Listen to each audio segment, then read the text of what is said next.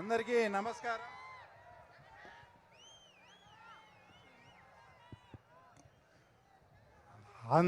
నమస్కారం. తర్వాత ముఖ్యంగా మన తెలుగుదేశం పార్టీ ఆవిర్భవించినప్పటి నుంచి కూడా ఎన్నడూ కూడా కడపలో మహానాడు జరగలేదు. ఈ అవకాశం ఇచ్చిన మన ప్రీతం ముఖ్యమంత్రికి కానీ జాతీయ ప్రధాన కార్యదర్శి నారా లోకేష్ గారికి కానీ ప్రత్యేక ధన్యవాదాలు, కృతజ్ఞతలు తెలుపుకుంటూ, అలాగే వైఎస్ఆర్ జిల్లాగా ఉన్న ఈ ప్రాంతాన్ని వైఎస్ఆర్ కడప జిల్లాగా కూడా ఈ మధ్యనే జీవో ఇచ్చినందుకు కూడా వాళ్ళకు కూడా ప్రత్యేక ధన్యవాదాలు తెలుపుకుంటూ, ఈ మధ్య కొన్ని పేపర్లలో మీడియాల్లో చూడడం జరిగింది. అంటే ఇక్కడ జగన్ ఇలాకాలో జగన్ అడ్డాలో మహానాడు జరుగుతూ ఉందని. 2024కు ముందు ఏమన్నా ఇది జగన్ అడ్డా జగన్ ఇలాకానేమో. 2024 సార్వత్రిక ఎన్నికల తర్వాత ఇక్కడ ఉమ్మడి కడప జిల్లాలో 10 సీట్లకు 7 సీట్లు గెలుచుకున్న తర్వాత ఇంకా ఎక్కడ జగన్ అడ్డా ఉంది, ఇంకా ఎక్కడ తర్వాత జగన్ ఇలాకా ఇది? ఏం తమ్ముళ్ళు, ఏ అడ్డా ఇది? చంద్రబాబు గారి అడ్డా బిడ్డ, అవునా కాదా? తర్వాత ఎవరు ఛానల్స్లో ఇది జగన్ ఇలాకా అడ్డా అని ఇంకా ఇక్కడ నుంచి ప్రస్తావించకూడదని కూడా వాళ్ళందరికీ కూడా కోరుకుంటూ, ఇదే ప్రాంతం నుంచి ఇద్దరు ముఖ్యమంత్రులైనా కూడా రాయలసీమకు కానీ ఏదన్నా ఒక ఇరిగేషన్ ప్రాజెక్టు కూడా తెచ్చిన పాపాన పోలేదు. ఆ రోజు అన్న నందమూరి తారక రామారావు గారు తమిళనాడుకు డ్రింకింగ్ వాటర్ తీసుకుపోవాలనే నెపంతో తమిళనాడు వాళ్ళ డబ్బులు వెచ్చించి ఇక్కడ తెలుగు గంగను ఏర్పాటు చేయడం జరిగింది. తర్వాత గాలేరు నగర్ కానీ హెచ్ఎన్ఎస్ఎస్ కానీ ఇవన్నీ కూడా ఒక అద్భుతమైన ప్రాజెక్టులు మన నందమూరి తారక రామారావు గారు ఇక్కడ తలపెడితే 2014 నుంచి 19 లోపు ఈ ప్రాజెక్టులో ఎక్కడెక్కడ లొసుగులు ఉన్నాయి, ఎక్కడెక్కడ టన్నెల్స్ ఉన్నాయి, అవన్నీ కూడా కంప్లీట్ చేయాల్సిన బాధ్యత మన ప్రీతం ముఖ్యమంత్రి గారు తీసుకొని ఇప్పటికి మాకు ఆయన చెప్పినట్లు పులివెందులకు కూడా కుప్పం కన్నా ముందు పులివెందులకు నీళ్ళు ఇస్తానని ఆ మాట నిలబెట్టుకునే ఘనత మన తెలుగుదేశం పార్టీది, నారా చంద్రబాబు నాయుడు గారిది. అలాగే ఇదంతా మా పులివెందుల ప్రాంతం అంతా హార్టికల్చర్ హబ్గా కూడా ఈరోజు తయారై పులివెందుల వాళ్ళు ఈరోజు అరటిని ఢిల్లీ, దుబాయ్కి ఎగుమతి చేస్తున్నారంటే మన ప్రీతం ముఖ్యమంత్రి నారా చంద్రబాబు నాయుడు గారు ప్రవేశపెట్టిన సూక్ష్మ సేద్యం కావచ్చు, తర్వాత డ్రిప్ ఇరిగేషన్ కావచ్చు.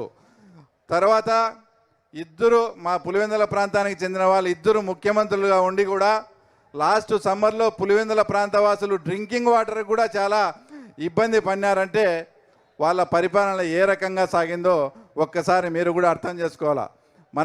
మన కూటమి ప్రభుత్వం వచ్చిన తర్వాత జలజీవనాల ద్వారా పిలిపించి అమృత్ వాళ్ళని కూడా పిలిపించి జలజీవన్ను అమృత్ను కూడా అనుసంధానం చేసి తర్వాత పులివెందులకు మున్సిపాలిటీకి నీళ్ళు ఇచ్చిన ఘనత తర్వాత మన ముఖ్యమంత్రి చంద్రబాబు నాయుడు గారిది. ఆ తర్వాత అలాగే ఇప్పుడు ఏదైతే ప్రాజెక్టులు కానీ ఇవన్నీ ఈ రకంగా నిర్మాణాలు జరుపుకుంటూ పోతూ ఉంటే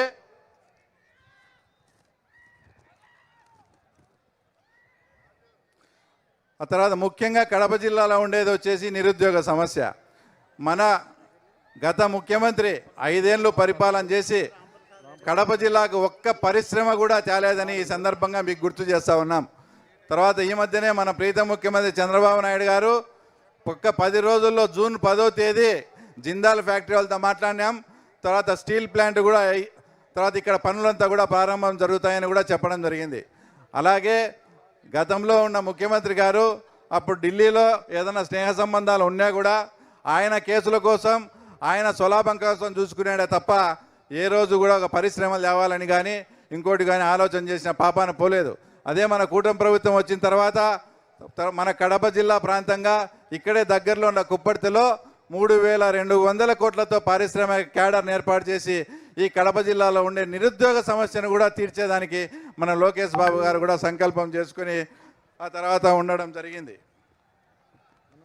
ఈ విధంగా మన పార్టీ కానీ మన ప్రభుత్వం కానీ ఈ విధంగా ముందుకు వెళ్తూ ఉంటే మనకు అపోజిషన్ పార్టీని కనుక చూస్తే వాళ్ళు ఎప్పుడు బయట ఉంటారో తెలియదు, ఎప్పుడు లోపలికి పోతారో తెలియదు.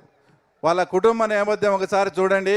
గతంలో అంతకుముందు రాజశేఖర రెడ్డి గారు ఉన్నప్పుడు కూడా అప్పట్లో మైనింగ్ డైరెక్టర్గా ఉన్నటువంటి రాజగోపాల్ కానీ శ్రీలక్ష్మి మేడం కానీ వాళ్ళంతా కూడా కటకటాలు పోయారు. ఇప్పుడు జగన్మోహన్ రెడ్డి కూడా అదే పంతాలో ఐఏఎస్ ఆఫీసర్ అయినటువంటి ధనంజయ రెడ్డి కావచ్చు, ఐపీఎస్ ఆఫీసర్ అయినటువంటి సీతారామాంజనేయులు కావచ్చు, వాళ్ళ ఇష్టం వచ్చినట్లు వాళ్ళను అధికారాన్ని ఉపయోగించి ఈరోజు వాళ్ళంతా కూడా జైలు పాలై తర్వాత తొందరలో తర్వాత వీళ్ళు కూడా జైలు పాలయ్యే పరిస్థితి ఉంది. ఎందుకంటే సిబిఐ అభియోగాలు మోపిన తర్వాత ఒక పరిటాల మర్డర్ కేసు కావచ్చు, ఒక మద్దెల చెరువు సూర్య కావచ్చు, ఒక గాలి జనార్దన్ రెడ్డి కేసు కావచ్చు, అందరికీ కూడా శిక్షలు పడి తర్వాత వాళ్ళు డిస్క్వాలిఫై అయ్యే ప్రమాదం కూడా ఉంది. కాబట్టి వచ్చే మహానాడు కల్లా వివేకానంద రెడ్డి కేసులో అవినాష్ రెడ్డి కావచ్చు, లిక్కర్ మిగతా కేసులో జగన్మోహన్ రెడ్డి కావచ్చు, వచ్చే మహానాడు కల్లా తప్పకుండా వాళ్ళు జైల్లో ఉండి వైసీపీ పార్టీ ఖాళీ అవుతుందని కూడా మీ అందరికీ కూడా సవినయంగా తెలియజేస్తూ, ముఖ్యంగా సార్ చివరిగా ఆయనే 30 ఏళ్ళు ముఖ్యమంత్రిగా ఉంటాడని భావించి మా పులివెందుల్లో అండర్ డ్రైనేజ్ సిస్టమ్లు కానీ అవన్నీ తవ్వేసి రోడ్లన్నీ అధ్వానంగా చేసిన పరిస్థితి. ఈ విషయాలన్నీ కూడా లోకేష్ బాబు గారికి కూడా చెప్పడం జరిగింది. ప్రజలకు అత్యవసరము అతి ప్రాధాన్యతమైన విషయాలు మేము మినీ మహాడ్ జరుపుకొని ఒక 10 తీర్మానాలు స్టేట్ పార్టీకి పంపించడం జరిగింది.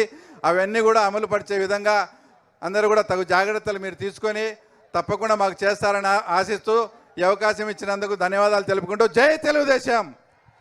బీటెక్ రవీణ గారికి ధన్యవాదాలు. ఇప్పుడు